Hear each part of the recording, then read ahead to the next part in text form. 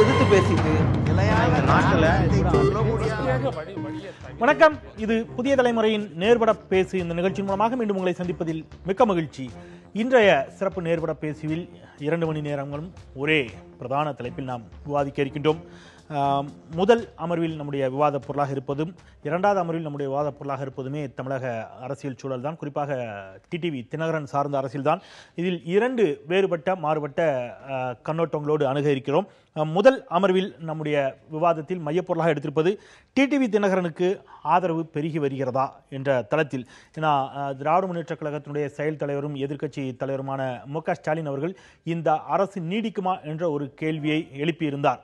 இன்றைக்கு 26 இந்த நிமிடம் வரை கிரிக்கெட் ஸ்கோர் மாதிரி ஏறிக்கிட்டே இருக்குது நொடிக்கு நொடி. இந்த நிமிடம் வரை 26 சட்டப்பேரவை உறுப்பினர்கள் டிடிவி தினகரன் அவர்களை சந்தித்திருக்கிறார்கள். ஒரு நாடாளுமன்ற உறுப்பினர் விஜிலா சத்யானந்தும் சந்தித்திருக்கிறார். மறுபுறம் அவர்கள் முற்றிலுமாக ஒதுங்கி இருக்க வேண்டும், விலகி இருக்க வேண்டும் என்ற கருத்தை ஜெயக்குமார் அவர்கள் தெரிவித்திருந்தார். அந்த கருத்தில் இருந்து அவர் எந்த இடத்திலும் பின்வாங்கல. இன்னைக்கு அதே கருத்தில் உறுதியோடு இருக்கிறார். அதிமுக மேலும் பல அணிகளாக உடையக்கூடும் என்ற எதிர்க்கட்சிகளின் விமர்சனம் ஊர்ஜிதப்படுத்தப்பட்டு கொண்டிருக்கிறதா? டிடிவி தினகரனுக்கான ஆதரவு வலுப்பெறுகிறதா என்ற தளத்தில் முதல் அமர்விலும், இரண்டாவது அமர்வில் டிடிவி தினகரன் ஒரு கருத்தை முன்வைத்திருந்தார். அமைச்சர்கள் அச்சப்படுகிறார்கள் என்றால் அவர்கள் யாருக்கு அச்சப்படுகிறார்கள், யாருக்கு அவர்கள் பயப்படுகிறார்கள் என்பதை காலம் சொல்லும் அப்படின்னு சொல்லியிருந்தார். யார் அவர் குறிப்பிட்டார்? இதுவே இன்றைய பிரதான விவாத பொருளாக இருக்கிறது. பயணிக்கலாம். அரங்கில் நம்மோடு அஇஅதிமுக அம்மானின் சார்பில் விபி கலைராஜன் அவர்கள் நம்முடைய இணைகிறார். வணக்கம் சொல்லி வரவேற்கிறேன். இன்றைக்கு அவர் டிடிவி தினகரன் அவர்களை சந்தித்து விட்டு வந்திருக்கிறார் என்பது குறிப்பிடத்தக்கது. மூத்த ஊடகவியலாளர் பத்திரிகையாளர் தராசு திரு ஷாம் அவர்கள் நம்முடைய இணைகிறார். வணக்கம் சொல்லி வரவேற்கிறேன். முன்னாள் சட்டப்பேரவை உறுப்பினரும் ஓபிஎஸ் ஆதரவு நிலைப்பாட்டிலிருந்தும் பாபு முருகவேல் அவர்கள் அதிமுக புரட்சித்தலை அம்மானின் திராவிட முன்னேற்ற கழகத்தின் சார்பில் பேராசிரியர் கான்ஸ்டன்டைன் ரவீந்திரன் அவர்கள். நால்வருக்கும் வணக்கம். ரவீந்திரன், உங்களிடமிருந்தே தொடங்கலாம் அப்படின்னு நினைக்கிறேன். இந்த அரசு நீடிக்குமா நிலைக்குமா அப்படிங்கிற கேள்வியை இன்னைக்கு இல்லை, ஓபிஎஸ் அவர்கள் பிரிந்து சென்ற போதிலிருந்தே திமுக தொடர்ச்சியாக முன்வைத்துக் கொண்டுதான் இருக்கிறது. ஆனால் ஓராண்டை இந்த அரசு நிறைவு செய்திருக்கிறது. இன்றைக்கும் கூட தினகரனை சந்தித்து விட்டு வந்த எம்எல்ஏக்கள், முன்னாள் எம்எல்ஏ விபி கலைராஜன் உள்ளிட்ட அந்த கட்சியினுடைய மூத்த நிர்வாகிகள் தலைவர்கள் சொன்ன வாதம், இந்த ஆட்சிக்கு எந்த விதத்திலும் பங்கம் ஏற்படாது, எங்களால் ஆபத்து ஏற்படாது. நாங்கள் டிடிவி தினகரனை சந்திச்சிருக்கோம், அதே சமயம் எடப்பாடி பழனிசாமி தலைமையிலான அரசுக்கு முழுமையான ஆதரவை கொடுத்து வருகிறோம் என்று சொன்ன பிறகும் கூட திரு ஸ்டாலின் அவருடைய இந்த விமர்சனம் என்பது அவருடைய ஆசையை வெளிப்படுத்தக்கூடியதாக இருக்கிறதா? அந்த அரசு கலையணுங்கிற அவருடைய ஆசையை தான் வெளிப்படுத்துகிறதா? இதில் நீங்கள் சொன்னதில் அண்ணன் விபி கலைராஜன் அவர்களுடைய ஸ்டேட்மெண்ட் ஒருவேளை சரியாக இருக்கலாம் உங்கள் பார்வையில், அல்லது அவருடைய நோக்கத்தை அவர் வெளிப்படையாக மனசை சொட்டு சொல்லி இருக்கலாம். ஆனால் பார்வையாளர்களுக்கு, அரசியல் ஆய்வாளர்களுக்கு தெரியும், இன்றைக்கு டிடிவி தினகரன் அவர்களை சந்திக்கிற பெரும்பான்மையான எம்எல்ஏக்கள் டிடிவி தினகரனை சந்தித்து அவருக்கு ஆதரவு கொடுப்பதற்கா, அல்லது நடந்து கொண்டிருக்கிற எடப்பாடி பழனிசாமி அவர்களுக்கு எதிரான போர்க்கொடியா என்பது ஒரு கேள்வி. இல்லை, அதில் ஒரு சின்ன குறுக்கீடு தான். அதில் சந்தித்த எம்எல்ஏக்கள் சிலர் எடப்பாடி பழனிசாமி அவர்கள் இன்றைக்கு எம்எல்ஏக்களை சந்திக்கிற கூட்டத்திலையும் போய் கலந்துருக்கிறாங்க. அது இருக்குது. அதாவது ஒன்று என்னன்னா, இதுதான் அந்த குழப்பம். எதனால் இவர்கள் இங்கு சந்திக்கிறார்கள்? அதாவது ஏப்ரல் 17 அன்றைக்கு போகிற போது டிடிவி தினகரன் அவர்கள் ஒன்றை சொல்லி செல்கிறார். நான் அதிமுக இதிலிருந்து நான் விலகி இருக்கிறேன், நிர்வாகத்திலிருந்து நான் விலகி இருக்கிறேன், அவர்கள் நினைப்பதை போல் இது நடக்கட்டும் என்று சொல்லுகிறார். முந்தா நாள் அவர் வருகிறார். வந்து பெங்களூர் போய் வந்த பிறகு சொல்லுகிறார், நான் ஆக்டிவான அரசியலில் இருக்கிறேன். அவர்கள் இணைவதற்கு 2 மாதம், இந்த 2 குழுக்களும் இணைவதற்கு 2 மாதம் கொடுக்கலாம், இல்லை என்றால் அதை எப்படி செய்வது என்று அதை இன்னும் அவர் வெளிப்படையாக சொல்லவில்லை, அவர் சொல்லி இருக்கிறார். ஏறத்தாழ அவர் சொன்னதை பார்த்தால் இன்னொரு 15 நாள், ஏற்கனவே 45 நாட்கள் இந்த 2 அணிகளும் இணைவதற்கான காலங்களை கொடுத்தாகிவிட்டது. இன்னும் 15 நாட்கள், அதற்குள் இவர்கள் இணைவார்களா என்றால், நேற்று வரைக்கும் திரு ஓ பன்னீர்செல்வம் அவர்கள் போகிற இடங்களிலெல்லாம் நாங்கள் தான் உண்மையான அதிமுக, இரட்டை இலை எங்களுக்கு தான் என்று அவர் நேற்றும் பேசி இன்றைக்கும் அது தலைப்புச் செய்தியாக வந்திருக்கிறது. ஆக இப்படி பார்க்கிற போது அந்த 11 இந்த 122ஓடு இணைவதற்கான வாய்ப்பில்லை. இந்த 122இல் ஒரு 15 நாட்களுக்கு முன்னால் ஒரு 20-25 எம்எல்ஏக்கள் தங்களுடைய சொந்த அஜெண்டாவிற்காக, அதாவது எங்களுக்கு கொடுக்கப்பட்ட, எங்களுக்கு நன்றாக பார்த்துக் கொள்ள வேண்டும், சட்டமன்ற உறுப்பினர்களுக்கு கொடுக்கப்பட்ட வாக்குறுதியை இந்த அரசு நிறைவேற்றவில்லை, அதற்கு எதிராக அவர்கள் போர்க்கொடி தூக்கினார்கள் என்பது பரவலாக பேசப்பட்டது ஒன்று. இன்னொன்று, 1-2 பேர் அமைச்சர் பதவியும் எதிர்பார்த்திருந்தார்கள், அதுவும் கிடைக்கவில்லை. அந்த மாதிரி யார் போய் எடப்பாடி பழனிசாமி முதலமைச்சர் அவர்களை சந்தித்தார்களோ அதில் ஒரு குழு தான் இன்றைக்கு டிடிவி தினகரன் அவர்களை சந்தித்த 29லும் இருக்கிறது. நான் ரொம்ப ஸ்ட்ரைட்டாக கொஸ்டின் பண்றேன். கடந்த முறை திராவிட முன்னேற்ற கழகம் இங்கே ஆட்சியில் இருந்த பொழுது அது செல்வி ஜெயலலிதா அவர்கள் வார்த்தைக்கு வார்த்தை அதை இப்படி தான் குறிப்பிட்டார். மைனாரிட்டி திமுக அரசு தான் குறிப்பிட்டார். பெரும்பான்மை பலம் இல்லாத நிலையில் காங்கிரஸ் கட்சியினுடைய ஆதரவோடு அன்றைக்கு அவர்கள் அமைச்சரவையில் அவர்களுக்கு இடமளிக்காத நிலையிலும் கூட அன்றைக்கு அந்த அரசு 5 ஆண்டு காலத்தை நிறைவு செய்தது என்று சொன்னால், பெரும்பான்மை பலத்தோடு இருக்கக்கூடிய ஒரு அரசு இந்த சட்டப்பேரவை கூட்டத்தொடர் வரைக்கும் நீடிக்குமா, இன்னும் ஒரு வாரம் நீடிக்குமான்னு கூட சந்தேகம் என்று திரு ஸ்டாலின் சொல்றாருன்னா என்ன அடிப்படை ஆதாரத்தில் அவர் சொல்றாரு? அதான் ஒண்ணு என்னன்னா, நீங்க சொன்னதை நாங்கள் இருந்த அந்த 96 அந்த எங்கள் எம்எல்ஏக்களுக்குள்ளும் பிரச்சனை இல்லை, எங்களை வெளியிருந்து ஆதரவு தந்த காங்கிரஸ் உறுப்பினர்களுக்குள்ளும் பிரச்சனை இல்லை. அப்படியே தான் ஓடியது. முதல் நாள் எந்த சந்தோஷத்தோடு கிளம்பியதோ அதே 5 ஆண்டுகள் அப்படியே போனது. ஆனால் உங்களுக்கு நன்றாக தெரியும், ஜெயலலிதா அம்மையார் இருந்த வரைக்கும் அது அதே போல் வழக்கமாக அவர்களது பாணியிலே போனது. அதன் பிறகு உங்களுக்கு தெரியும் எப்படி உடைந்து சிதறி இன்றைக்கு நிற்கிறது. நீங்கள் கேட்ட கேள்வியில் ஒரு கேள்விக்கு நான் மிக தெளிவாக சொல்லிவிடுகிறேன். தளபதியாருக்கு இந்த ஆட்சி அதிகாரம் கலைய வேண்டும் என்றோ எந்த இடத்திலும் அவர் சொல்லவில்லை. 5 ஆண்டுகள் இந்த ஆட்சியை நிறைவு செய்வதற்கு மக்கள் கொடுத்திருக்கிறார்கள், அது செய்ய வேண்டும். அது மட்டுமல்ல, அதே இடத்தில் ஒரு இடத்துல இல்ல ஒண்ணு உங்களுடைய நிருபர்கள் கேள்வி கேட்கிறார்கள், இந்த ஆட்சி கலைந்து போகுமா என்றால் அதற்கு அவர் சொன்னது, மக்களுக்கு மிக விரைவில் நல்லது நடக்க வேண்டும் என்று மக்கள் விரும்புகிறார்கள், அது நடக்கட்டும். அப்படியானால் இந்த ஆட்சி மக்களுக்கான ஆட்சியாக இல்லாமல் நடக்கிற காரணத்தினால் மக்களுக்கு நல்லது நடக்க வேண்டும் என்கிற எண்ணமாக இருக்கலாமே தவிர ஆட்சியை கலைக்க வேண்டும் என்ற எண்ணத்தில் தளபதியார் அதை சொல்லவில்லை என்பதுதான் என்னுடைய வாதம். உங்களுடைய ஒரு நீண்ட அனுபவத்தில், ஊடகத்துறை அனுபவத்தில், இப்போ இந்த நிமிடத்திற்கு நிமிடம் ஏற்பட்டு கொண்டிருக்கக்கூடிய அரசியல் மாற்றங்கள், பிரேக்கிங் நியூஸ் தொடர்ச்சியா போட்டுட்டே இருக்கிறோம். 7 ஆரம்பிச்சாங்க, 4, 7, 10, 20, 22, 24, 26 எம்எல்ஏக்கள் வந்து நிக்குது. இன்னும் கூட சந்திப்பார்கள் என்று சில தகவல்கள் வருகின்றன. இப்போ இது எந்த அளவிற்கு இவர்கள் இணக்கமாகத்தான் இருக்கிறார்கள் என்று ஒரு பக்கம் சொல்லிக்கொண்டே இருந்தாலும் 26 எம்எல்ஏக்கள் போய் டிடி தினகரன் அவர்களை சந்திச்சுட்டு வராங்க. அம்மா நீங்க போட சொல்லுங்க. உங்களுடைய நான் சொல்லிடுறேன், உங்களுடைய கருத்து போய் சேர்ந்துச்சு மாத்துவாங்க. சொல்லுங்க. எனக்கு இந்த ஆட்சி நீடிப்பதிலே பிரச்சனை இருப்பதாக நான் கருதவில்லை. என்ன காரணம் என்றால், நமது பேராசிரியர் அவர்கள் கூறியது போல எடப்பாடி அவர்களை சந்தித்து விட்டு வருகிற அதே எம்எல்ஏக்கள் தினகரனையும் சந்திக்கிறார்கள். தினகரனை பொறுத்த வரைக்கும் அவர் 60 நாள் என்று சொல்லிவிட்டார். பேராசிரியர் கருத்திலிருந்து மாறுபடுகிறேன், நேற்றிலிருந்து 60 நாள் என்று அவர் சொல்லிவிட்டார். ஆக இது இந்த ஆசை 60 நாள் கதை மாதிரி இருக்கிறது. இது ஒரு வகையான அரசியல் கெடு. ஒரு மருத்துவமனையிலே நோயாளிக்கு கெடு வைப்பார்கள், அதுபோல இது ஒரு கெடு என்று நான் எடுத்துக்கொள்ள. யார் கெடு வைத்திருக்கிறார்கள்? கெடு யாருக்கு என்றால், நான் நினைப்பது ஓபிஎஸ் அணிக்கான கெடு என்று தான் நினைக்கிறேன். காரணம் என்னவென்றால், ஓபிஎஸ் அணி இணைய வேண்டும் என்பதற்கு பல நிபந்தனைகளை விதித்தார்கள். அந்த நிபந்தனைகளே முக்கியமானது சசிகலா குடும்பம் இருக்கக்கூடாது என்பது. ஆனால் எடப்பாடி அணியின் சார்பாக அல்லது மொத்தத்தில் அதிமுக அம்மா அணியின் சார்பாக தேர்தல் கமிஷனிலே சமர்ப்பிக்கப்படுகின்ற எல்லா ஆவணங்களிலும் சசிகலா அவர்களின் பெயர் தான் இருக்கிறது.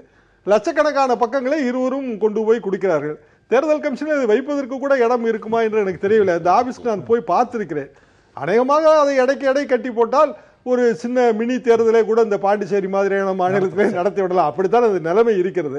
அதை படித்து பார்ப்பது, லட்சக்கணக்கான பக்கங்களை படித்து பார்ப்பதற்கும் அங்கு யாரும் ஆள் கிடையாது. என்னோட கேள்வி, ஓபிஎஸ் அணியின் தரப்பிலிருந்து திருமதி வி கே சசிகலாவையும் திரு டிடிவி தினகரன் அவர்களையும் நீக்க வேண்டும் என்று வலுவாக வாதங்களை வைத்து அதை மிக வீரியமாக பேசிய நிலை மாறி இன்னைக்கு அவங்க டே பை டே அது குறித்த செய்திகள் குறைந்து கொண்டிருக்கிறாங்க. அவங்க மக்களை சந்திக்க போயிருக்கிறாங்க, அடுத்தடுத்த இதுக்கு போயிட்டு இருக்காங்க. அது சார்ந்த செய்திகள் மிக குறைவாக வருகிறது. ஆனா இப்போ எடப்பாடி பழனிசாமி தலைமையில் இருக்கக்கூடிய அணியிலிருந்து தான் ஜெயக்குமார் உள்ளிட்டவர்கள் இப்போ ஓபிஎஸ் அணியை விட எடப்பாடி பழனிசாமி தலைமையிலான அணி மிக வீரியத்தோடு அதை பேசுகிறார்கள் அப்படின்னு எடுத்துக்க முடியுமா நான் கேட்கிறேன். நாட்டில் ஒரு நாடகம் நடக்குது, ஏழேலங்கிலேயே, அந்த பழைய பாடல் உங்களுக்கு நினைவு இருக்கும் என்று நினைக்கிறேன். இது ஒரு வகையான பொலிட்டிக்கல் ஸ்ட்ராட்டஜி. நம்மள மாதிரி சினிமான் பொதுஜனத்திற்கு நாடகம் என்கின்ற சொல் வருகிறது. ஆனால் அவர்களை கேட்டால் இது ஒரு ராஜதந்திரம் அல்லது பொலிட்டிக்கல் ஸ்ட்ராட்டஜி என்று சொல்வார்கள். எடப்பாடி அவர்கள் சசிகலா அவர்களின் பெயரைத்தான் எல்லாவற்றுக்கும் பயன்படுத்துகிறார். சசிகலா அவர்கள் வந்து எடப்பாடி அணிக்கு ஆதரவாகத்தான் 60 நாள் என்று கால அவகாசம் தருகிறார்.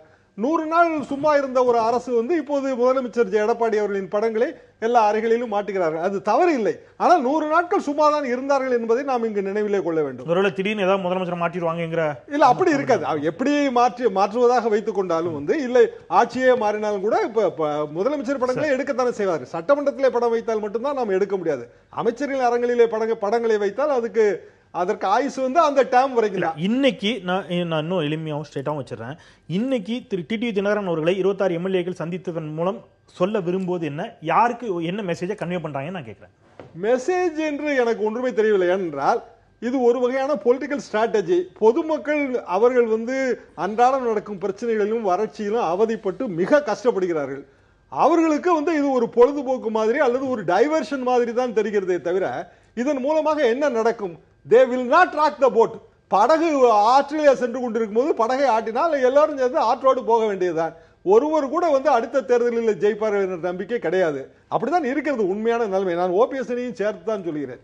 ஆக மொத்தத்திலே மக்கள் நல திட்டங்களை செயல்படுத்தி இனி புதிதாக நமக்கென்று எந்த விதமான மக்கள் செல்வாக்கை உருவாக்கினால் மட்டும்தான் வெற்றி வாய்ப்பு. ஏனென்றால் ஜெயலலிதா கிடையாது, எம்ஜிஆர் கிடையாது, கலைஞர் கிடையாது, இப்படி பெருந்தலைவர்கள் யாருமே கிடையாது. சார், திரு பாபுமுருவேல், இதுல ஓபிஎஸ் தரப்பு இந்த ஒருவேளை இந்த இஷ்யூ ரைஸ் ஆச்சுன்னா தங்களுடைய தரப்பில் இருக்கக்கூடிய 12 எம்எல்ஏக்களுடைய ஆதரவை இந்த அரசுக்கு வழங்குவோம் என்று மாஃபா பாண்டியராஜன் தன்னுடைய ட்விட்டர் பேஜில் ஒரு ரீட்வீட் பண்ணியிருக்கிறாரு அப்படின்னு ஒரு செய்தி வந்துச்சு.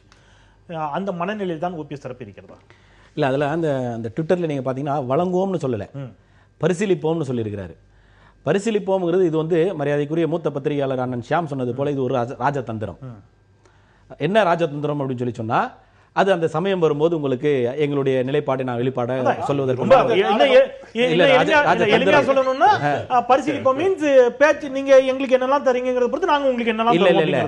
நீங்கள் ஏற்கனவே தயாரித்து வைத்த திரைக்கதைக்கு இப்போது ஒரு திரை வடிவம் கொடுத்துக் கொண்டிருக்கிறீர்கள். அந்த தயாரித்த திரைக்கதைக்கு மாண்புமிகு முதலமைச்சர் அவர்கள் தரப்பும் மரியாதைக்குரிய திரு தினகரன் அவர்களுடைய தரப்பும் ஒரு திரைக்கதையை தயாரித்து வைத்துக் கொண்டு அந்த திரைக்கதைக்கு திரை வடிவம் கொடுத்துக் கொண்டிருக்கிறார்கள். ஏன் அப்படி கொடுக்கணும்னு நினைக்கிறீங்க? இல்ல, அதுதான் இப்போ ஆட்சியிலிருந்து 12 எம்எல்ஏக்கள் அவர்களை 26 எம்எல்ஏக்கள் செஞ்சது நாடகங்கிறீங்களா? அதான் அதுதான் விளக்க சொல்றேன். இப்ப 12 எம்எல்ஏக்களும் 12 நாடாளுமன்ற உறுப்பினர்களும் மரியாதைக்குரிய அண்ணன் ஓபிஎஸ் அவர்களுக்கு ஆதரவு தெரிவித்து எங்களுடைய தர்ம யுத்தத்தை திருமதி சசிகலா அவர்களுடைய குடும்பம் இந்த கட்சியும் ஆட்சியிலும் பங்கு பெறக்கூடாது என்று தொடங்கி இருக்கிறோம். அப்படி நாங்கள் தொடங்கியது ஒரு நாடகம், இந்த அம்மாவுடைய ஆட்சியை கவிழ்ப்பதற்குண்டான ஒரு சதி செயல் என்று நீங்கள் சொல்லுகின்ற போது 122 சட்டமன்ற உறுப்பினர்களோடு ஒரு ஆட்சி நடந்து கொண்டிருக்கிறது. அந்த ஆட்சியிலிருந்து 26, 29 சட்டமன்ற உறுப்பினர்கள் வேறு ஒருவரை இந்த அமைச்சர் பெருமக்கள் அமைச்சருடைய அமைச்சரவை கூடி எடுக்கக்கூடிய ஒரு முடிவிற்கு மாறாக 29 சட்டமன்ற உறுப்பினர்கள் ஒரு விலக்கி வைத்திருக்கக்கூடிய ஒரு நபரை சென்று சந்திக்கிறார்கள். இவர்களின் மீது இந்த ஆட்சி கவிழ்வதற்குண்டான சதி செயலை நீங்கள் ஈடுபடுகிறீர்கள் என்ற ஒரு பழிச்சொல் வந்துவிடக் கூடாது என்பதற்காக மாண்புமிகு சட்டமன்ற உறுப்பினர் திரு தங்க தமிழ்ச்செல்வன் ஆட்சியை கவிழ்ப்பதற்காக திரு ஓ பன்னீர்செல்வம் செய்த செயலை நாங்கள் செய்யவில்லை என்று அவருக்கு இப்போ ஒரு சேஃப்கார்டு பண்ணிக்கிறார். அவர் இந்த பழிச்சொல் அவர்கள் மீது வந்துவிடும் நிச்சயமாக. அவங்க ஏன்னா அவங்களுக்கு வந்து கிரவுண்டே கிடையாது. இப்போ இந்த 29 பேர் அவங்க கிட்ட போனதுக்கு என்ன ரீசனுக்காக நீங்க போய் பாத்தீங்க? அவர்களுக்கு என்ன காரணத்திற்காக நீங்கள் ஒரு சொல்லவே முடியாது. ஓபிஎஸ் அணி டிடிவி தினகரனையும் சசிகலாவையும் எதிர்த்ததற்கும் இன்னைக்கு நடக்கக்கூடிய நிகழ்வுகளுக்கும் நிறைய வித்தியாசம் இருக்குது. நிகழ்வுகளுக்கும் நீங்க ரொம்ப ஸ்ட்ராங்கா இவங்க என்னுடைய எதிரிகள், இவங்க அப்புறப்படுத்தப்படணுங்கிறத உறுதியா சொல்லிட்டீங்க. ஆனா இன்னைக்கு டிடிவி தினகரன் அவர்களை சந்தித்த யாரும் எடப்பாடி பழனிசாமி அவர்களை எதிரியாகவோ விமர்சிக்கவோ எந்த இடத்துலயும் இல்ல. அதைத்தான் சொல்கிறேன், நாடகம் இல்ல. அவங்க ரொம்ப தெளிவா இருக்கிறாங்க. அவங்க ரொம்ப தெளிவா இருக்கிறாங்க. இது செய்ததே தவறு. கவுன்சில் ஆஃப் மினிஸ்டர்ஸ் கூடி ஒரு முடிவெடுக்கிறார்கள். ஒரு முதலமைச்சர் இருக்கின்ற 122 சட்டமன்ற உறுப்பினர்கள் முதலமைச்சருக்கு கட்டுப்பட்டவர்கள். இந்த ஒதுக்கி வைத்த நபர்களே எங்களிலிருந்து இருக்கக்கூடியவர்கள் யாரும் சென்று சந்திக்க மாட்டார்கள். ஒரு கிளை செயலாளர் கூட திரு தினகரன் அவர்களை சந்திக்க மாட்டார் என்று நேற்று ஒரு நிதியமைச்சர், 2வது இடத்தில் இருக்கக்கூடிய ஒரு நிதியமைச்சர் ஒரு கருத்தை வெளிப்படுத்துகிறார். அந்த கருத்துக்கு மாறாக 21 மாண்புமிகு சட்டமன்ற உறுப்பினர்கள் இன்றைக்கு ஒரு நபரை அவர் பார்க்க கூடாது என்று சொன்ன ஒரு நபரை சந்திக்கிறார்கள் என்று சொன்னால் இதிலே ஒரு மிகப்பெரிய நாடகம் நடந்து கொண்டிருக்கிறது. இந்த நாடகத்தை அவங்க சேஃப்கார்டு பண்றதுக்காக பழியை மரியாதைக்குரிய ஓபிஎஸ் மேலே திணித்துவிட்டு இந்த கட்சியும் பிளவுபட வேண்டும், இந்த ஆட்சி கவிழ வேண்டும் என்று அவர்கள் தான் நினைக்கிறார்கள். ஆனால் இவர்கள் செய்து கொண்டிருக்கக்கூடிய இந்த வேலை நிச்சயமாக இந்த ஆட்சி தொடர்வதற்குண்டான வாய்ப்பே இல்லையா என்கின்ற ஒரு சூழ்நிலை இவர்களே உருவாக்குகிறார்கள். கவிழுங்கிறீங்களா? இவங்க உருவாக்குறாங்க. கவிழ்மான்றது அவங்க தான் முடிவு பண்ணணும். திரு தம்பி முருகவேல் நல்லா அழகா பேசுறாரு, கற்பனை நல்லா சொல்றாரு. ஒரு டிடிவி தினகரன் என்பவர் கட்சியினுடைய துணை பொதுச் செயலாளர். இந்த கட்சியினுடைய பொதுச் செயலாளர் திருமதி சின்னம்மா அவர்கள். ஆக திருமதி சின்னம்மா அவர்களும் அந்த குடும்பமும் சொல்வது வந்து ஓ பன்னீர்செல்வம் இன்றைக்கு மாலை பத்திரிகையை பார்த்துட்டு வருகிறேன். மாலை மலரிலே வந்திருக்கிறது.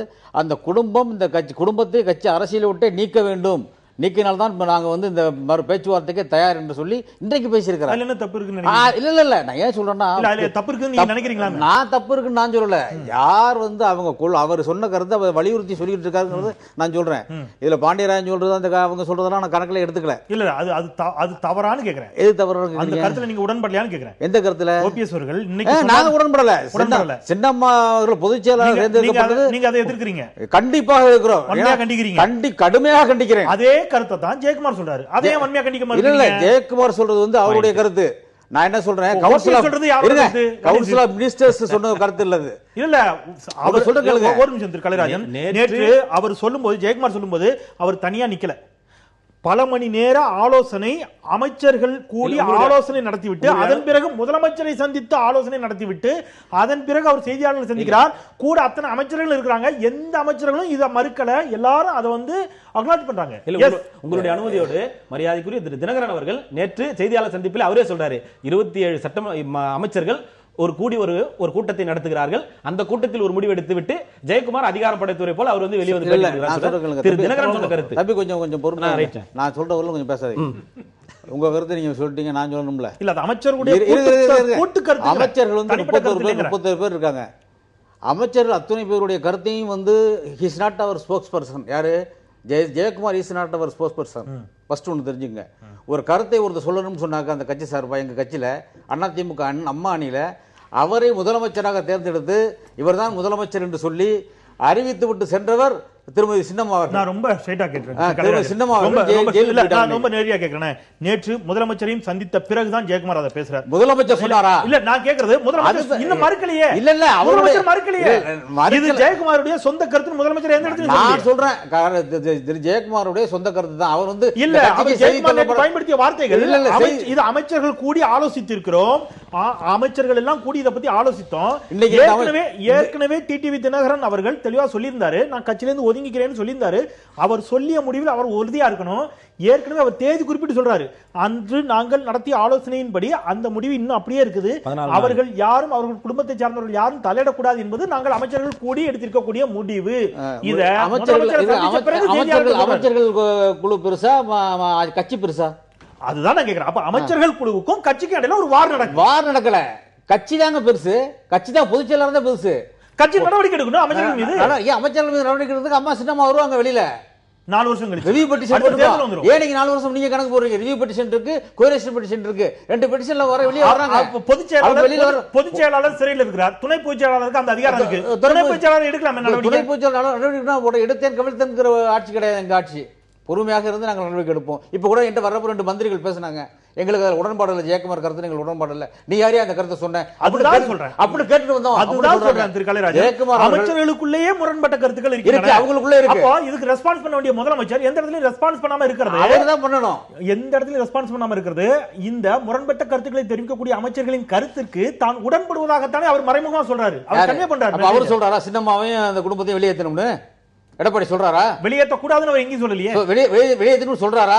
வெளியேற்ற வேண்டும் என்று சொல்பவர்கள் அவருடைய ஆலோசனை பெற்று தான் சொல்கிறார்கள். இல்ல இல்ல இல்ல, அவருடைய கருத்து அப்படி சொல்லுவதற்கு எடப்பாடிக்கு நிச்சயமாக துணிச்சல் வராது. நன்றி கெட்டவர் அல்ல அவர். ஓபிஎஸ் மாதிரி அவர் நன்றி கெட்டவர் அல்ல. ஜெயக்குமார் மாதிரி அதை சேர்த்து சொல்லுங்க. ஜெயக்குமார் இல்ல, யாரா சொன்னாலும் சரி, சின்னம்மாவை வெளியேற்ற என்று சொன்னால் அவர்கள் காலில் விழுவாதவர்கள் இந்த கட்சியில யாரும் கிடையாது. நான் சொல்றேன் உங்களுக்கு, அந்த சின்னம்மா காலில் அன்னைக்கு சின்னம்மான்னு விழுந்தவங்க எல்லாம் இன்னைக்கு இப்படி பேசுறாங்கன்னா எல்லாம் புரூட்டஸா மாறிட்டாங்க. அவங்க மாறின பிறகு நம்ம சொல்ல முடியுமா? நாங்க நிக்கிறோம், ஒரு கொள்கையோடு நிக்கிறோம். ஆனா இந்த கட்சி வந்து சின்னம்மா வந்து எடப்பாடி தான் முதலமைச்சர் 122 பேர் சேர்ந்து எடுத்து இன்றைக்கு கொண்டாந்து வச்சுட்டு போயிருக்காங்க. எந்த விதத்திலும் நாங்கள் குந்தகங்களை வைக்க மாட்டோம். 122 சட்டப்பேரவை உறுப்பினருடைய ஆதரவும் டிடி தினகரனுக்கு இருக்குங்கிறீங்களா? அவர் துணை பொதுச் செயலாளர் கேக்குறது இல்ல, நான் கேக்குறது அவர் துணை பொதுச் செயலாளர் தொடரணும், அவர் கட்சியில இருந்து விலகி இருக்க கூடாதுங்கிற முடிவை அனைத்து அமைச்சர்களும் சேர்ந்து இருக்காங்கன்னு நீங்க நம்புறீங்களா? இல்லங்கிற அனைத்து அமைச்சர்களும் சேர்த்து இருக்கல. இல்ல நான் கேக்குறது அனைத்து அமைச்சர்களும் இப்ப எங்களுடைய நோக்கம்லாம் என்னங்க? அனைத்து அமைச்சர்களும் அனைத்து சட்டப்பேரவை உறுப்பினர்களும் திரு டிடி தினகரன் அவர்கள் துணை பொதுச் செயலாளர் தொடரட்டும், அதுல என்ன தப்பு அப்படின்னு தான் நினைக்கிறாங்களா? எம்எல்ஏக்களுமா நினைக்கிறாங்க? அப்படிதான் நினைக்கிறாங்க. பொதுச் செயலாளர் அனௌன்ஸ் பண்ணதுல அப்படிதான் நினைக்கிறாங்க. நான் சொல்றேன் தினகரன் மட்டுமல்லங்க, தினகரன் இல்ல, யார் எக்ஸ்ஆர் ஒய் சின்னம்மா யார துணை பொதுச்செயலாளர் சொல்றாங்களோ அவங்களை ஏத்துதாகணும். ஏன் 26 எம்எல்ஏக்கள் மட்டும் சந்திச்சாங்க? மித்த எம்எல்ஏக்கள் 26 எம்எல்ஏ ஏங்க ஒருத்தர் வந்து இரட்டை இலை வழக்கு சம்பந்தமாக உள்ள போயிருக்காரு, பிரச்சனை ஆயிருக்கு. கேஸ் வந்து இலை சம்பந்தப்பட்ட கேஸ், கட்சியினுடைய சின்ன சம்பந்தப்பட்ட கேஸ், அது மேல பொய் வழக்கு போட்டு நீங்க விடுதலை வெளியே வந்திருக்காரு. அவரை கட்டசி கால் போய் பார்க்க மாட்டாங்களா? நாளைக்கே எடப்பாடியே போய் பார்க்க மாட்டாங்கிறது என்ன இருக்கு? நான் கேட்கிறேன். ஒரு முதலமைச்சராக இருந்தாலும் கட்சியில் அவர் தலைமை செயலாளர், அவர் போய் கட்சியில் ரெட்டலை சின்னத்துக்காக தான் போயிருக்காரு. அப்படிங்கிற அவர் போய் பார்க்க மாட்டாரா? தினகரன் சொல்லியிருக்காரா என்னால ஆட்சி கவலை அந்த கட்சி மத்தவங்களுக்கு ஏன் இல்லையா? நான் கேட்கிறேன். மத்தவங்களுக்கு இல்லை, யாராவது ஒரு சிலர் சொல்றதை வச்சு நீங்க பேசக்கூடாதுங்க. ஒரு சிலர் சொல்றதை வச்சு நீங்க ஏன் அர்த்தம் எடுத்துக்கிறீங்க? எங்களுடைய நோக்கம் என்னன்னா இப்ப எய்ம் வந்து என்னன்னா சின்னம்மா வெளியே வரணும். நான் இப்படி சொல்றேன். இன்னைக்கு தேதிக்கு அதிமுகவில் 97 சட்டப்பேரவை உறுப்பினருடைய ஆதரவு, இன்க்ளூடிங் சபாநாயகர், 97 உறுப்பினருடைய ஆதரவு எடப்பாடி பழனிசாமி அவர்களுக்கும், 26 பேருடைய ஆதரவு டிடிவி தினகரன் அவர்களுக்கும், 12 பேரின் ஆதரவு ஓபிஎஸ் அவர்களுக்கும் இருக்கிறது. இங்க ஓபிஎஸ் போயிட்டாருங்க, அவர் விட்டுருங்க. அவங்களுக்கு எங்களுக்கு சம்பந்தம் கிடையாது. எங்க கட்சிக்குள்ள எந்த ஸ்பிளிட்டும் கிடையாது. 122 பேர் ஒன்னா தான் இருக்கும். எங்களுக்கு வந்து இப்ப இருக்கிற முதலமைச்சர் அம்மா சின்னம்மா வச்சுட்டு போன முதலமைச்சர், அவருக்கு தான் எங்களுடைய ஆதரவு. நோ மோர் ஸ்பிளிட் கட்சி அதிமுகவில்.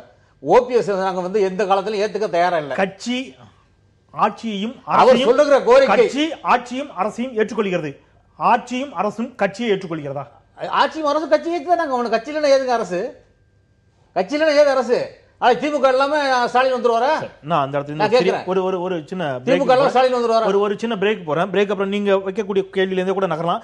இவங்க ஒரு பக்கம் விலகி இருக்க வேண்டும் என்று இன்க்ளூடிங் ஜெயக்குமார் சொன்னாலும், இன்னொரு பக்கம் தேர்தல் ஆணையத்துக்கு கொடுத்த எல்லா அபிடவிட்லயும் பொதுச் செயலாளர் அப்படிங்கிற இடத்துல சசிகலா பேரையும், அப்போ பாபு முருகன் சொல்றாரு எல்லாரும் சேர்ந்து ஒரு தெளிவா ஒரு டிராமா நடத்துறாங்க. நீங்க ஒரே செந்தில் ஒன்னே சொல்றேன். ஒரு மனிதன் சிறைக்கு போயிட்டு வந்திருக்கான், 40 நாள் இருந்து வந்திருக்காங்கிறப்ப அவரை போய் கட்டசிக்கு பாப்பாங்களா இல்லையா? கட்சி தொண்டர்கள் அந்த கட்சியில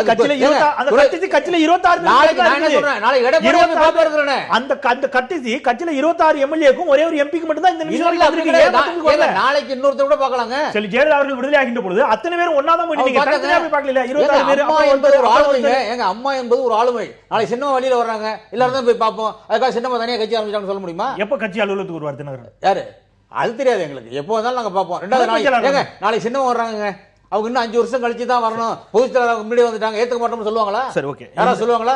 எங்களுடைய எய்ம் போறாங்க, எங்களுடைய ஆசை எல்லாம் சின்னமா வெளியே வரணும். சரி, இந்த அரசு ஒற்றுமையா உழைப்போம். இந்த அரசு நீடிக்கும் அப்படிங்கறதுலயும் அவர்கள் வெளியில் வர வேண்டும் அப்படிங்கறதுலயும் நீங்க உறுதியா இருக்கிறீங்க. ஒரு சிறிய இடைவேளைக்கு பிறகு இது ஒரு விதமான ஸ்ட்ராட்டஜியா, அரசியல் உத்தி அல்லது நாடகம் இந்த மாதிரியான பிற வார்த்தைகளை பயன்படுத்தினால் அதற்கு பின்னால் இருக்கக்கூடிய காரணிகள் என்ன, பதவி, இன்ன பிற விஷயங்கள் இதன் பின்னால் இருக்கிறதா? ஏதோ ஒரு இடத்துல யாருக்கோ சில மெசேஜை சிலர் கன்வே பண்றாங்களா?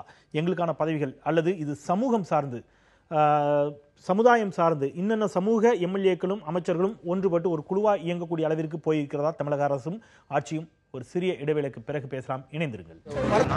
நேர்பட பேசலாம். இன்னும் வரவேற்கிறேன்.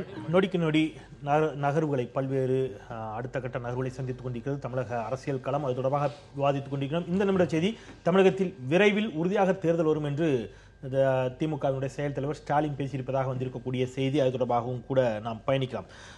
முருகவேல், இதுல இப்போ காலையிலேருந்து ஆரம்பிச்சு இந்த நிமிடம் 27 ஆயிருக்குது. டிடிவி தினகரன் அவர்களை சந்தித்தார்கள் அப்படின்னு சொல்லி அவங்க எந்த பிளவும் இல்லை, நாங்கள் எல்லாம் ஒன்றா தான் இருக்கிறோங்கிற ஒரு வார்த்தை வைக்கிறாங்க. எனிவே அவரை சந்தித்து ஒரு மரியாதை நிமித்தமாகவோ கர்டிசியாவோ நாங்கள் வந்து உங்களோட எந்த இடத்துலையும் வந்து விட்டு கொடுக்கல, நீங்கள் சொன்ன மாதிரி அமைச்சர்கள் எல்லாம் சொன்னாலும் கூட அதை தாண்டி நாங்கள் உங்களை பார்க்கறதுக்காக வர்றோம், உங்களோட நிற்கிறோம்னு சொல்லி ஒரே நாளில் 27 எம்எல்ஏக்கள் அவரை போய் பார்த்துருக்குறாங்க. ஆனால் அத்தனை கால அவகாசம் கொடுத்து பல்வேறு புறத்திலிருந்து பல்வேறு ஆதரவுகள் எல்லாம் மறைமுகமாகவும் நேரடியாகவும் நீண்ட பிறகும் கூட 12 தாண்டவே முடியல ஓபிஎஸ்ஸால. என்ன காரணம் நினைக்கிறீங்க? உண்மையான அனைத்து இந்திய அண்ணா திராவிட முன்னேற்ற கழகம் அம்மாவுடைய ஆட்சி கவிழக்கூடாது என்று நினைக்கக்கூடிய ஒரே தலைவர் மரியாதைக்குரிய ஓபிஎஸ் என்றுதான் அர்த்தம். நாங்கள் நினைத்திருந்தால் நிச்சயமாக 12ஐ 22ஆகவும் ஆக்கியிருக்கலாம், 100ஆகவும் ஆக்கியிருக்கலாம். ஆனால் இந்த ஆட்சி கவிழக்கூடாது, இது அம்மாவிற்காக வாக்களிக்கப்பட்ட ஆட்சி. தற்போதுதான் ஒரு மாத காலமாகத்தான் மரியாதைக்குரிய ஓபிஎஸ் தவிர, அதனாலதான் நீங்க வந்து அங்க நம்பிக்கை தீர்மானம் கொண்டு வரப்பட்ட போது நீங்க வந்து ஆதரவு வாக்களிச்சீங்களோ? இல்ல, அதுக்குதானே வாக்களிச்சீங்க. அதாவது அதுக்கப்புறம் சொல்றேன் நான். இப்ப நீங்க அந்த 12 நிலைப்பாடு மாறி இருக்குங்கிறீங்க. 12 தாண்டலன்றதுக்கு அப்புறம் கேள்விதான் இது. முன்னாடி நீங்க கேட்டீங்க, அதுக்கு நான் 12 தாண்டலைன்னா எங்களால எத்தனை பேர் வேணாலும் கூப்பிட்டுக்க முடியும், நாங்க ஏன் கூப்பிட்டுக்கலாம் அந்த ஆட்சி கலையக்கூடாது. ஆமா, இந்த ஆட்சி கலையும் விரைவில் தேர்தல் வரும்னு இந்த நிமிடம் வரைக்கும் யார் யார் பேசிக்காலும் முடிக்கவே இல்லையே. அதுதான் சொல்றேன் நான். இந்த ஒரு மாத காலமாகத்தான் இந்த அரசாங்கம் ஒரு பினாமி அரசாங்கம். இது மாண்புமிகு அம்மாவினுடைய அரசாங்கம் இல்ல. மாண்புமிகு அம்மாவுக்காக வாக்களிக்கப்பட்டு மக்களுக்கான அரசாங்கமாக இது செயல்படவில்லை. எனவே இது பினாமி அரசாங்கம். இந்த அரசாங்கம் தூக்கி எறியப்பட வேண்டும். திடீர்னு தான் திரு ஓபிஎஸ் அவர்களுக்கு சசிகலா அவர்கள் மோசமானவர்களாக தெரிகிறார், தியானம் இருக்கிறாரு, அது சொல்றாரு. திடீர்னு ஒரு மாசத்துல இந்த அரசு பினாமி அரசுன்னு தோணுது. அதுக்கப்புறம் கலைக்கலாங்கிற ஒரு முடிவு வரீங்க. அது வரைக்கும் 12 எம்எல்ஏக்களோட போது நீங்க அங்க இருங்கன்னு. இப்ப நீங்க வாங்கன்னு சொன்னா எத்தனை பேர் வந்துருவாங்கன்னு நினைக்கிறீங்க? இல்ல இப்ப நம்ம இதுல பேரம் பேச வேண்டிய வேலையே இல்ல. இதுல நாங்க இப்ப நாங்க வாங்கன்னு சொல்லவே வேணாங்க, நாங்க எதுவுமே பண்ண வேணாங்க. நாங்க எங்களுடைய பாதையை நாங்கள் இல்ல. நான் ஏன் இந்த கேள்வி கேட்கறேன்னா, ஓபிஎஸ் அவர்களின் மீது அஇஅதிமுகவின் அம்மா அணியில் இருக்கக்கூடிய எடப்பாடி பழனிசாமி அவர்கள் தலைமையில் அணியில் இருக்கக்கூடிய எம்எல்ஏக்களுக்கு நம்பிக்கை வரல இன்னும் கூடுதலாக. ஆனா டிடி தினகரன் மீது அதை விட அதிக நம்பிக்கை இருக்குது. அதனால தான் போய் பாக்குறாங்க. இல்ல அதுதான் இல்லங்கிற நான் இதுல சரி. இப்ப டிடிவி தினகரன் அவர்களுக்கு இந்த ஆதரவு இருக்குது அப்படின்னு சொன்னா, இப்போ இன்றைக்கு போயிருக்கக்கூடிய 29 எம்எல்ஏக்களும் திகார் ஜெயிலுக்கு சென்று அவரை சந்தித்திருக்க வேண்டும்.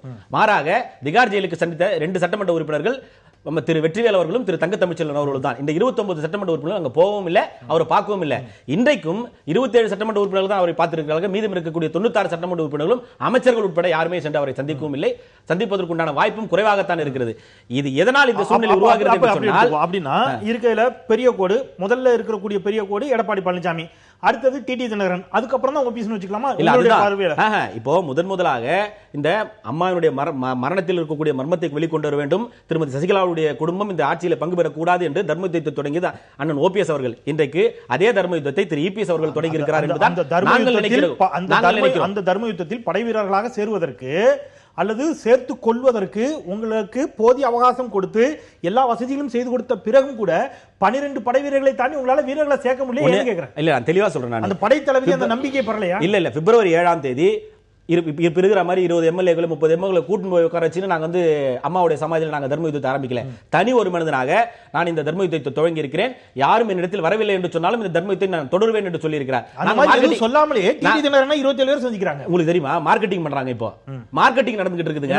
அந்த மார்க்கெட்டிங் நாங்க பண்ணல. என்ன மாதிரி மார்க்கெட்டிங்? இப்போ கொஞ்ச நாளுக்கு முன்னாடி ஒரு குறிப்பிட்ட சட்டமன்ற உறுப்பினர் நீங்க கேட்டீங்க, குறிப்பிட்ட சட்டமன்ற உறுப்பினர்கள் முதலமைச்சரை சந்தித்தார்கள். எங்களுடைய கோரிக்கைகள் நிறைவேற்றப்படவில்லை, கூவத்தூர் கோரிக்கைகள் முழுமை செய்யப்படவில்லை என்று. அது போன்ற மார்க்கெட்டிங் இப்ப நடந்துகிட்டு இருக்கு. யாரு புரியல?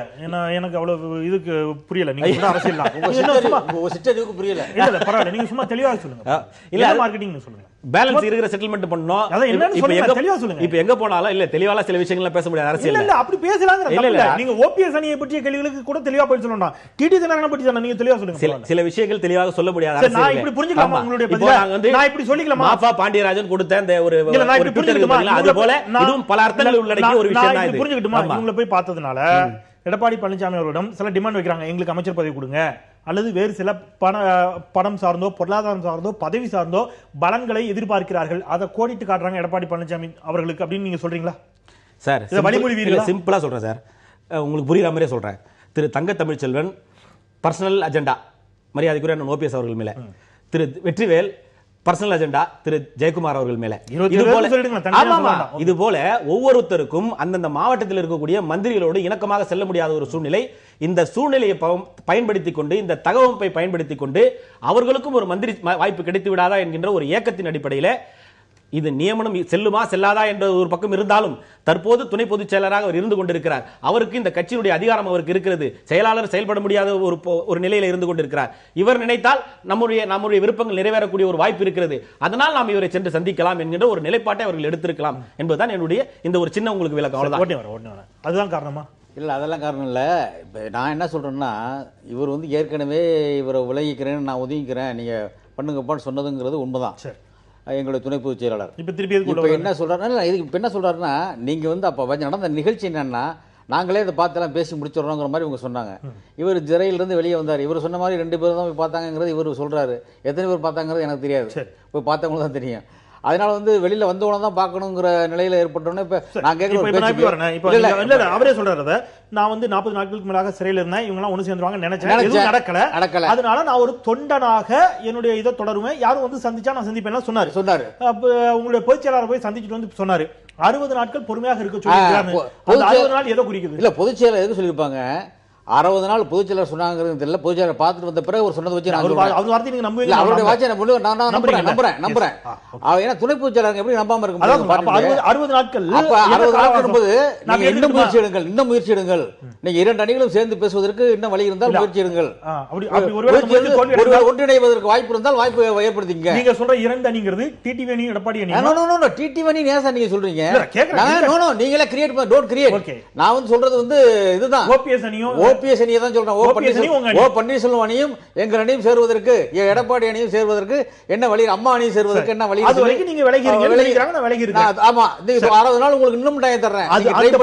பொதுச் செயலாளரினுடைய வார்த்தைக்கு அவர் மதிப்பளித்திருப்பாரே என்று சொன்னா விலகி இருந்திருப்பார். 27 எம்எல்ஏக்களையும் ஒரு எம்பி என்னங்க வந்து அவங்களுடைய டிமாண்ட் அவங்க சொல்றாங்க. வாவு சிதம்பரம் அரெஸ்ட் ஆனப்ப திருநெல்வேலியே கொதிச்சு எழுந்துச்சுங்க. ஆனா அரசை உள்ள போனார்ல, வெளியே வந்தப்ப எத்தனை பேர் பார்த்தாங்க? ஒருத்தர் பார்க்கல. சுப்பிரமணிய சிவாவும் ஒரு பொண்டாட்டி மட்டும் தான் போயிருந்தாங்க. அவ்வளவு பெரிய ஜாய்க்கு. ஆனா இல்லங்க, அப்படி சொல்லாதீங்க. அது ஜெனரேஷன் வேற. யார வேணாலும் யார் கூட ஒப்பிடலாங்க. நான் என்ன சொல்றேன், ஒரு எம்எல்ஏங்கிறது போய் பார்த்ததா அவர் ஒருத்தர் கூட பார்க்கல. என்னுடைய கேள்விக்கு வரேன். நீங்க சொல்றது உண்மைன்னு சொன்னா உங்களுடைய பொதுச்செயலாளர் வார்த்தைக்கு ஒரு மதிப்பளித்து அவங்க டிமாண்ட் என்ன?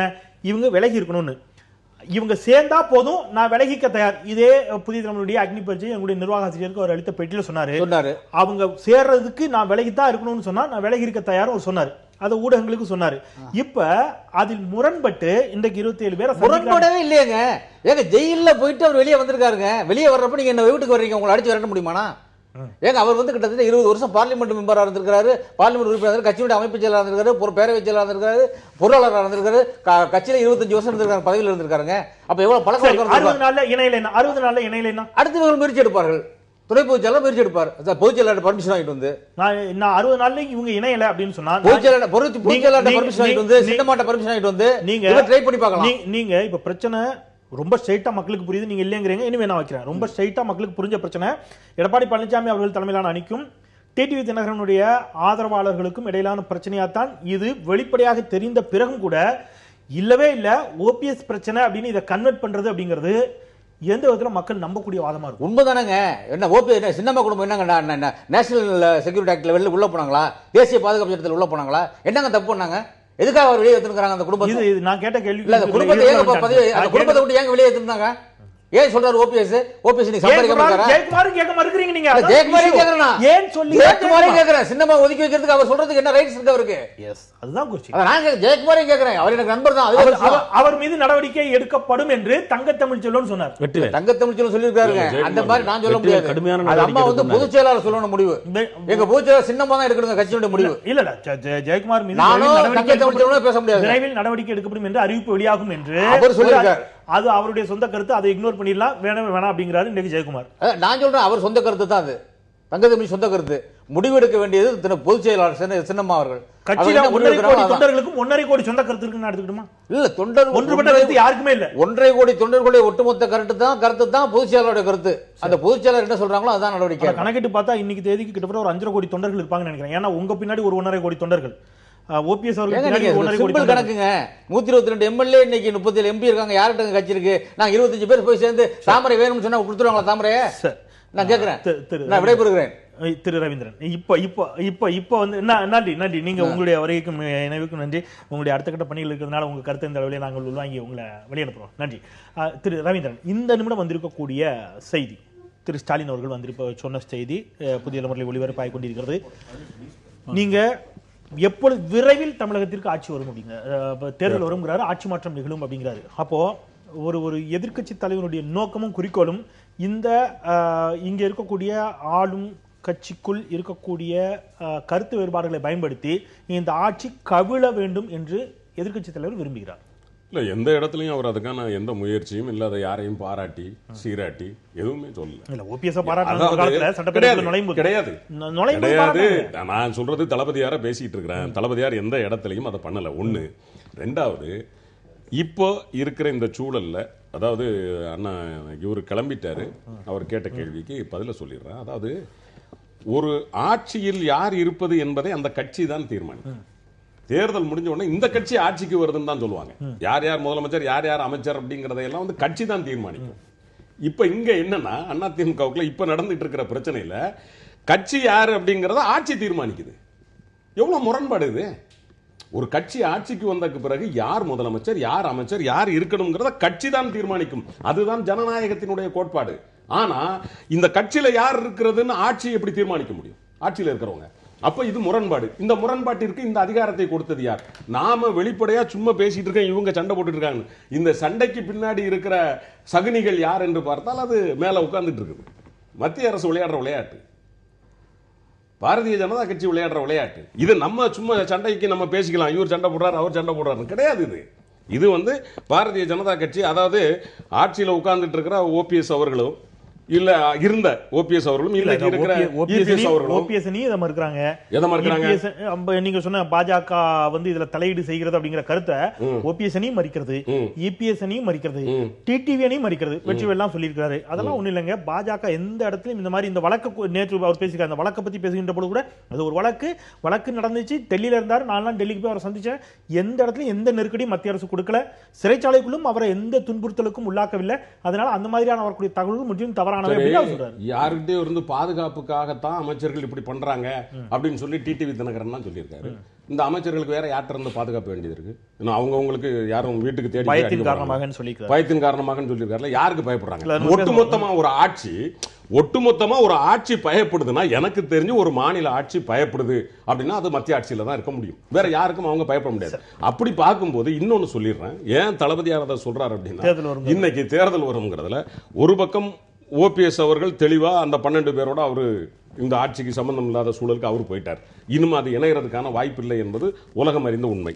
இப்பொழுது உள்ளுக்குள் இந்த குழப்பங்கள் வந்துவிட்டது. இந்த குழப்பத்திற்கு அண்ணன் சொன்னார், அண்ணன் ஷியாம் அவர்கள், நான் மிகவும் மதிக்கிற ஒரு மூத்த பத்திரிகையாளர், இதை ராஜதந்திரம் இதை எடுக்க முடியாது. இது ஒரு நாடகம் நடந்துகிட்டு இருக்கு. அவங்கவுங்கள காப்பாத்துறதுக்கு நடக்கிற நாடகம்.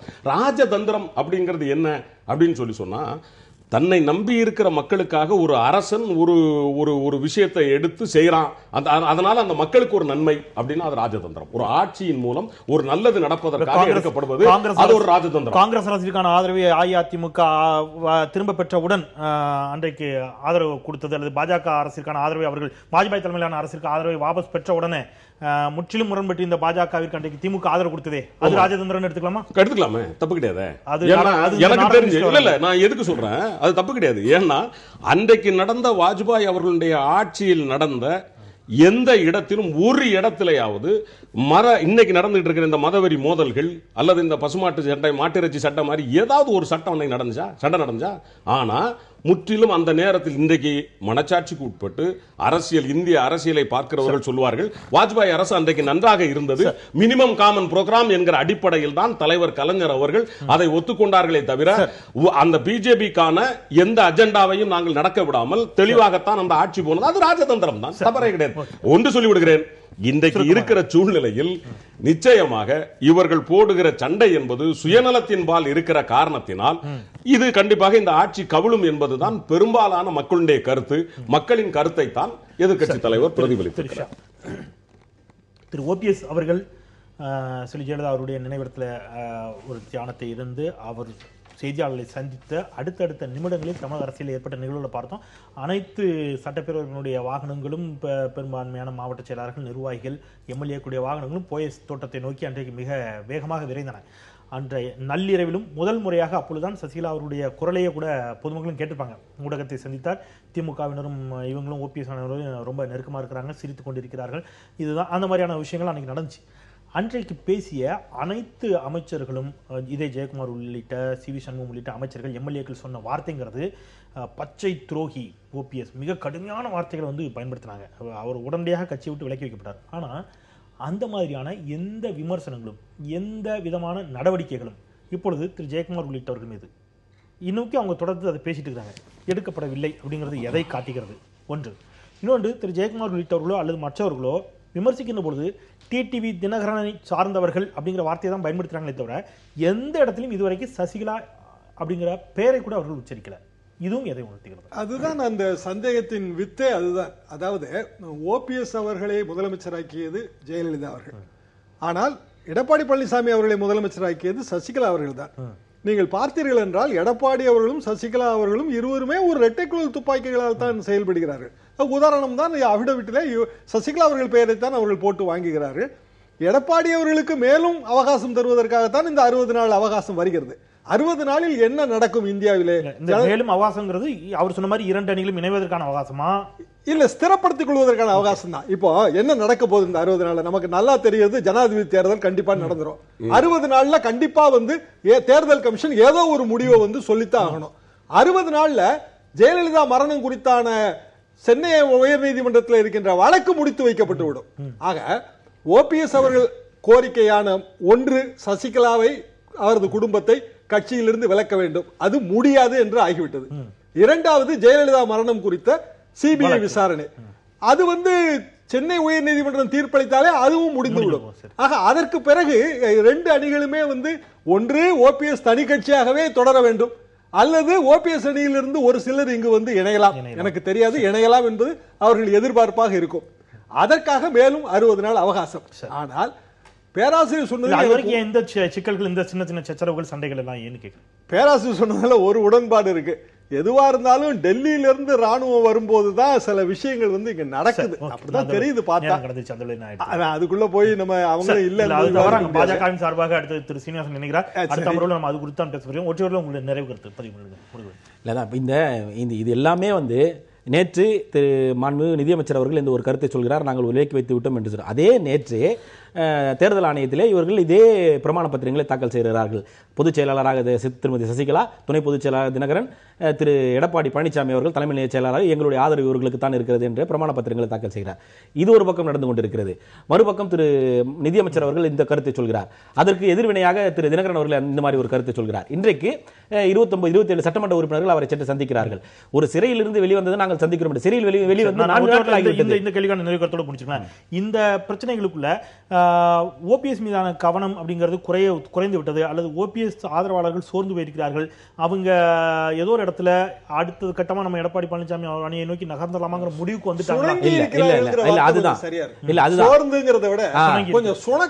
இல்ல, நான் இந்த வார்த்தைகளை கூட நான் என்னோட ஏத்துக்க மாட்டேன். நான் காரணம், ஒருத்தருக்குரிய அந்த அவருடைய வெயிட்டேஜ் எப்படின்னு பார்க்கணும்னா அது தேர்தல் வரும்போது தான் நம்ம கணிக்க முடியும் அவருக்கு உண்டான வெயிட்டேஜ் என்ன சொல்லி. ஆனால் எங்களை பொறுத்தவரையிலே அண்ணன் ஓபிஎஸ் அவர்கள் என்றைக்கு இந்த தர்ம யுத்தத்தை தொடங்கினாரோ அவருக்கு அன்றைக்கு தொடங்கிய அந்த ஏறுமுகம் என்பது இன்றைக்கும் ஏறுமுகம் தான் இருந்து கொண்டிருக்கிறது. அதான் நம்ம மீண்டும் தொடங்கிய இடத்துக்கே வர வேண்டிய தேவை இருக்குன்னு நினைக்கிறேன். அதனால ஏன் 12 தாண்டலைங்கிற கேள்வி அது ஒரு முற்றுப்பெறாத கேள்வி. நன்றி. அரங்கில் இணைந்த மூவருக்கும் நன்றி. விபி கலராஜன் ஏற்கனவே நம்மிடமிருந்து விடைபெற்று விட்டார். இருந்தாலும் அவருக்கும் கூட நன்றி தெரிவித்து பார்த்த நேர்களுக்கு சொல்லி முதல் அமர்வை நிறைவு செய்கின்றேன். 2வது அமர்வில் டிடிவி தினகரன் அவர்கள் வைத்த விமர்சனம், யாருக்கோ பயப்படுகிறார்கள், யாருக்கு பயப்படுகிறார்கள் அமைச்சர்கள் என்பதை காலம் விரைவில் சொல்லும் என்று சுட்டிக்காட்டியிருந்தார். யாருக்கு அவர்கள் அச்சப்படுகிறார்கள், அந்த அச்சத்தின் வெளிப்பாடா இது போன்ற நடவடிக்கைகள்? நேர்விட பேசலாம் சிறிய இடைவேளைக்கு பிறகு. எதிர்த்து பேசிட்டு